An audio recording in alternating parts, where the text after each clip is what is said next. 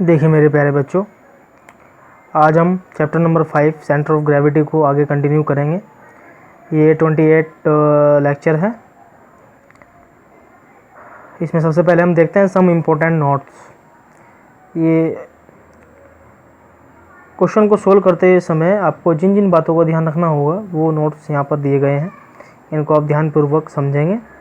Number 1 है, यदि दिया गया चित्र क्षैतिज रेखा से दो समान क्षेत्रफलों में विभाजित हो जाए परंतु ऊर्ध्वाधर रेखा वाई एक्सिस से न हो, तब गुरुत्व केंद्र सेंटर ऑफ ग्रेविटी ज्ञात करने के लिए केवल एक्स बार का ही मान सूत्र से ज्ञात करते हैं। इसका कहने का मतलब है कि यदि आपका कोई डायग्राम इस तरीके से है जो एक्स अक्ष के सापेक्ष सममित हो, तो उस दौरान हम कह सकते हैं कि, और वाई एक्स के परितः सममित ना हो, तो उस दौरान हम कह सकते हैं कि यह बॉडी एक्स अक्ष के परितः सममित है। एक्स अक्ष के परितः सममित है तो इसका जो फॉर्मूला होगा वो एक्स बार वाला फॉर्मूला ही अप्लाई इसमें होगा, यानी कि a1 x1 plus a2 x2 upon a1 plus a2, यह वाला फॉर्मूला इसका अप्लाई होगा। दूसरी बात है, इसी प्रकार इसके विपरीत स्थिति में वाई एक्स से विभाजित होने पर परंतु एक्स अक्ष से नहीं, यदि वाई एक्स से विभाजित होता है, यानी कि आप कह सकते हैं यदि कोई इस तरीके से डायग्राम है आपके पास जो वाई एक्स के परितः सममित है, तो उस दौरान उसमें आपका जो फॉर्मूला कार्य करेगा वो वाई बार वाला फॉर्मूला अप्लाई करेगा।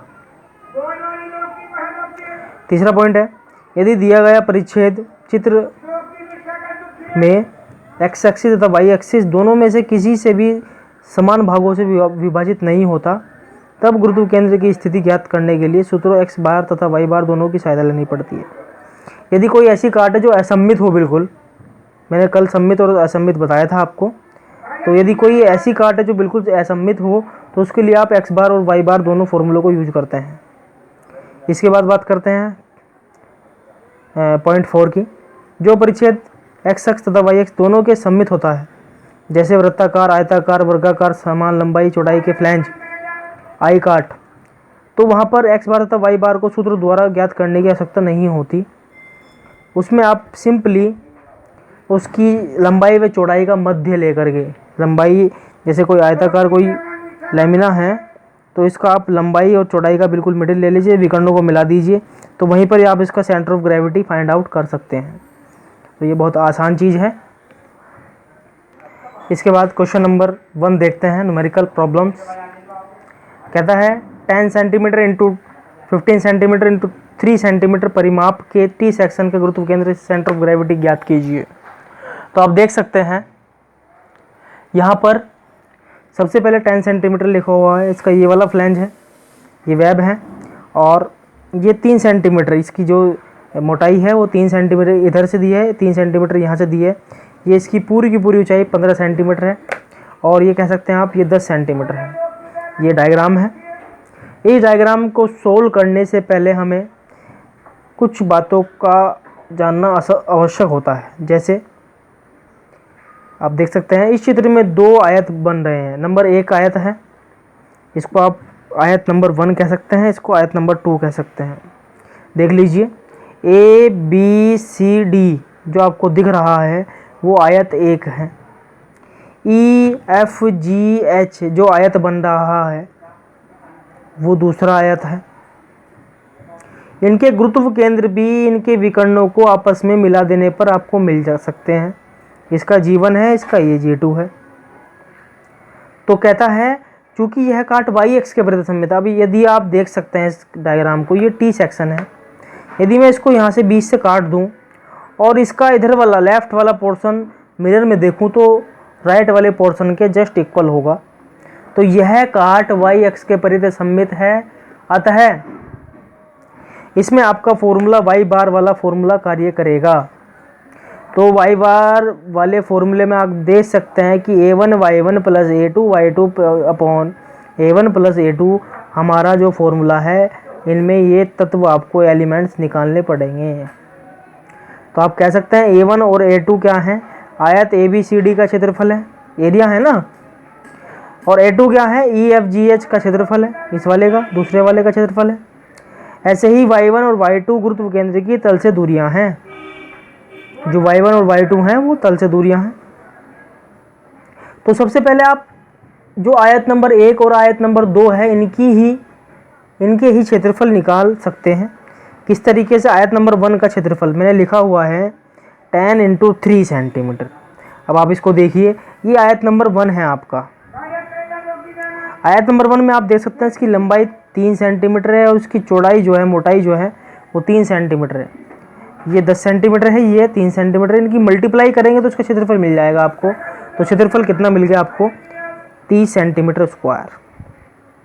अब इसके बाद बात करते हैं सेकंड आयत की। सेकंड में कह सकते हैं ये 15 था। ये अब देखिए आप, यहाँ से लेकर के यहाँ तक की जो दूरी है 15 है, लेकिन यहाँ तक की दूरी कितनी होगी, 12 होगी और ये 3 होगी। तो आप कह सकते हैं कि 12 को 3 से मल्टीप्लाई करेंगे 36 सेंटीमीटर स्क्वायर, ये इसका क्षेत्रफल होगा। अब हमें अपने क्वेश्चन के आंसर में आप देख सकते हैं A1 A2 मिल चुके हैं। अब हमें y1 और y2 पर काम करना होगा। तो y1 y2 पर काम करने के लिए आप देख सकते हैं दूसरा डायग्राम बनाया हुआ है। यही डायग्राम में आपको स्पष्ट समझ में आ जाएगा। ये 3 सेंटीमीटर है, ये यहाँ तक 15 सेंटीमीटर था, तो 15 में से 3 घटा देंगे तो 12 सेंटीमीटर आ जाएगा। ये 3 सेंटीमीटर है। इसका गुरुत्व केंद्र G1 है, ये G2 है, ये 13.5 होगा। ये अभी मैं बताऊंगा आपको। कहता है y1 क्या है, तल x एक्सिस से G1 तक की दूरी। y2 तल x एक्सिस से G2 तक की दूरी। तो कहने का मतलब ये जो तल है आपका x एक्सिस है, इसकी गुरुत्व केंद्र G1 से दूरी वो y1 कहलाएगी। ध्यान देना, ये हमारी y1 है और यहाँ से लेकर के यहाँ तक की जो दूरी है वो y2 है। ये आपकी 6 सेंटीमीटर हो जाएगी।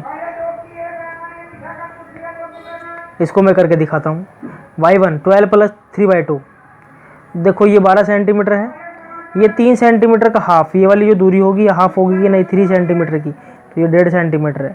तो यहाँ पर इसको कह सकते हैं 13.5 सेंटीमीटर हो गया है y1।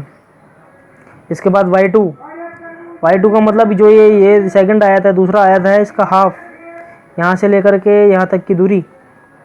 तो 12 को 2 से डिवाइड करेंगे तो 6 आ जाएगा।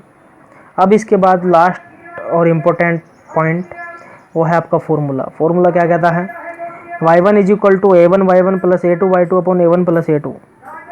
अब इसके लिए आप कह सकते हैं कि A1 की वैल्यू हमें पता थी। A1 की value 10 × 3 30 centimetre square into y1 की वैल्यू पता है 13.5 प्लस A2 की वैल्यू पता है हमें। A2 की वैल्यू कितनी है, 36 सेंटीमीटर स्क्वायर। एंड y2 की वैल्यू आप निकाल ली है 6। और उसके बाद आपको A1 और A2 भी पता है 30 + 36। जब आप इसको डिवाइड करेंगे, प्लस ऐड करेंगे, डिवाइड करेंगे तो इसकी वैल्यू 9.41 सेंटीमीटर आ जाएगी y बार।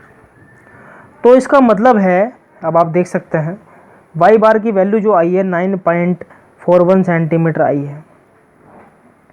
अब ये एक्चुअली में कहाँ होगा, मेन चीज़ ये है, ये एक्चुअली में y बार कहाँ होगा। तो y बार का मतलब है इस तल से, हॉरिजॉन्टल से इस बॉडी के गुरुत्व केंद्र है जो वहाँ तक की जो दूरी है, ये वाली जो दूरी है आपकी, ये वाली, वो 9.41 सेंटीमीटर है। तो ये हमारा y बार है, ये हमारा क्या है, y बार है। तो आप समझ गए कि सेंटर ऑफ ग्रेविटी कैसे निकाल सकते हैं।